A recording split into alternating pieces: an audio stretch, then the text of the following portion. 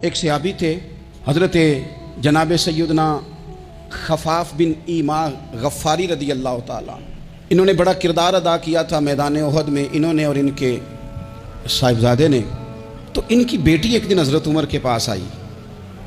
اب وہ بیٹی بیاہ کے جا چکی تھی، اس کی شادی ہو گئی تھی۔ حضرت خفاف بن ایما رضی اللہ تعالیٰ عنہ کی صاحبزادی اپنے سسرال چلی گئی تھی، وہاں اس کا خامد انتقال کر گیا۔ وہ خاتون واپس آ گئی، وہ حضرت عمر سے ملی، بیوہ عورت۔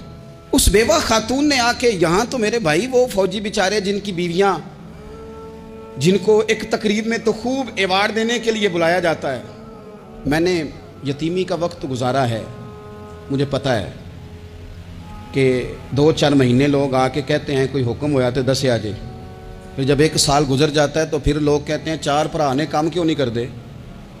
تو ایسے تو نہیں نا کہ ابا ایسے ہی چلا گیا تھا، بڑا کچھ دے کے گیا ہے، کدھر ہے فلانی چیز؟ لوگوں کا نظریہ تھوڑے عرصے کے بعد اور ہو جاتا ہے۔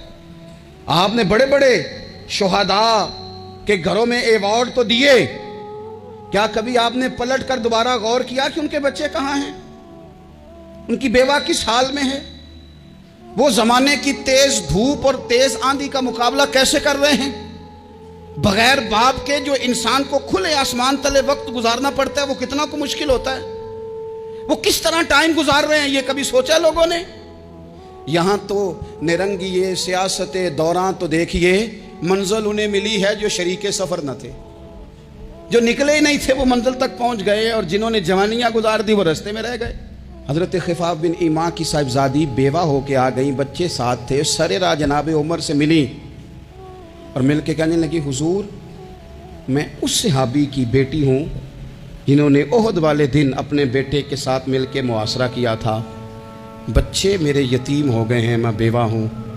حضرت فاروق اعظم رضی اللہ تعالیٰ عنہ نے فہرست نہیں مانگی، خرچے کی ڈیٹیل نہیں مانگی، تم آنا فلانے سے ملنا، پرسوں 9 بجے آ جانا دفتر، یہ کوئی بات نہیں کی۔ حضرت عمر غور سے کھڑے، اس بیٹی کی بات سنی، چھم چھم سیدنا فاروق کی آنکھوں سے آنسو گرے، دوڑ کے گھر گئے، ایک اونٹ نکالا، وہاں سے مال غنیمت کا مال کے بھر کے 2 بوریاں، اور بوریوں میں کیا تھا؟ چاندی بھی تھی، نقدی پیسے بھی تھے، کچھ ضرورت کا سامان بھی تھا، غلہ بھی تھا۔ 2 بوریاں بھر کے اونٹ پہ رکھ کے خود لگام اس بیٹی کے ہاتھ میں تھما کے کا پتر سامان بھی تیرا ہے، اونٹ بھی تیرا ہے، اور یہ نہ سمجھنا یہی کچھ تجھے دیا ہے، جب یہ ختم ہوگا تو رب تیرے لیے اور بندوبست فرمائے گا۔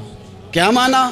کہ ڈیوٹیاں لگا دی گئی ہیں، ہمیں پتہ ہے یہ سامان کب تک ختم ہو جائے گا، پیسے کب تک ختم ہو جائیں گے، تیرے لیے میں نے نئے حکم بھی جاری کر دیے ہیں۔